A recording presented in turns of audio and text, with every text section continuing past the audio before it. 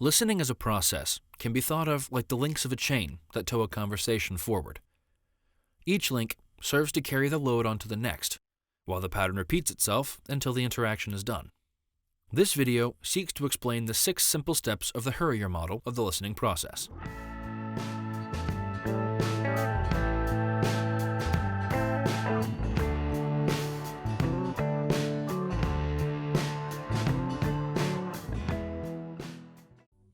The first link is hearing.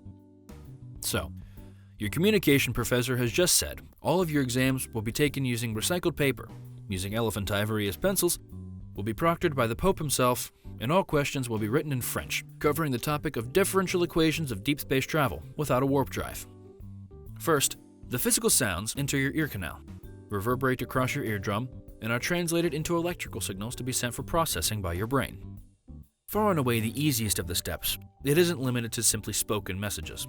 Much of our communication, anywhere between 50 and 90%, is nonverbal. You can see the professor's arm waving as he gestures towards the calendar, read the smile on his lips, and notice the several note cards tucked into his shirt pocket.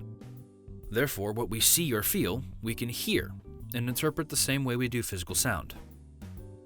The second link is understanding. This is the step of recognizing and comprehending the symbolic language being spoken, or the nonverbal cues of the delivery.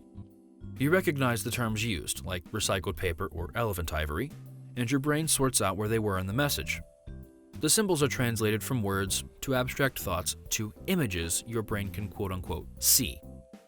If you don't understand the words being spoken, say the speaker is using jargon you don't understand, or even a whole language you don't know, your ability to listen to that person takes a severe hit. At that point, a good fallback is nonverbals, which can fill those gaps in yours or their understanding of the message. Tied closely in with the previous step, the third link, remembering, plays a key role in our active engagement in the listening process. Sometimes, our conversations hinge on recalling past interactions or experiences with the speaker or their message. You've had exams before, and you know what French at least sounds like.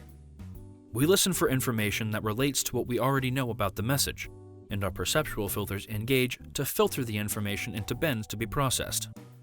Maybe you've heard that this professor is abundantly serious every day of the year except one, or that elephant ivory is illegal, so how will you write down your exam answers?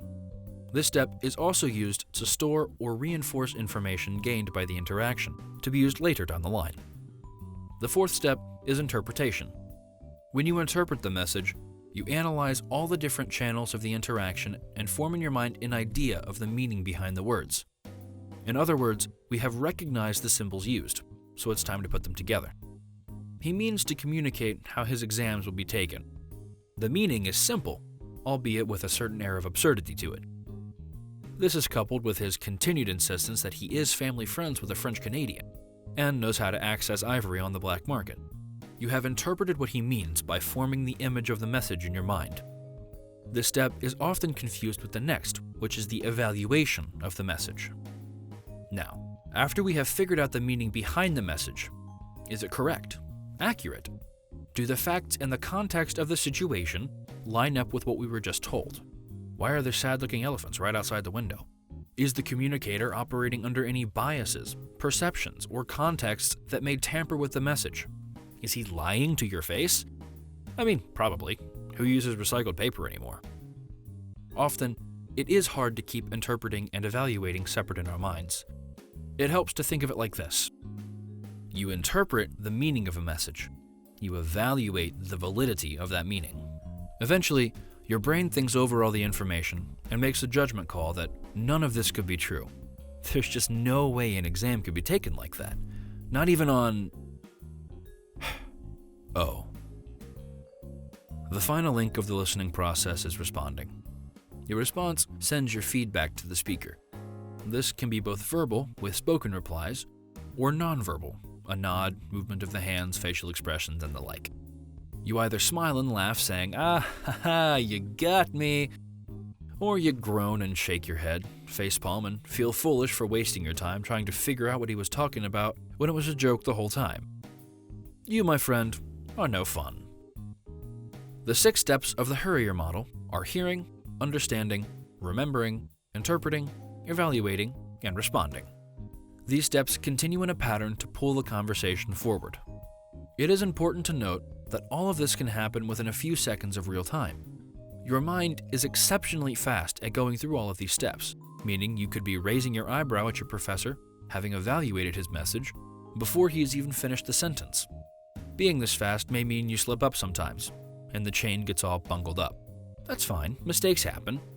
But remember to be mindful of your listening links and keep them strong, because a weak link can break the chain, letting down the listening process, sinking the boat, and pulling everyone down to the watery depth of Davy Jones' locker in the nightmare corpse city of HURIER. Or, you could just fake it like everyone else does. Your call.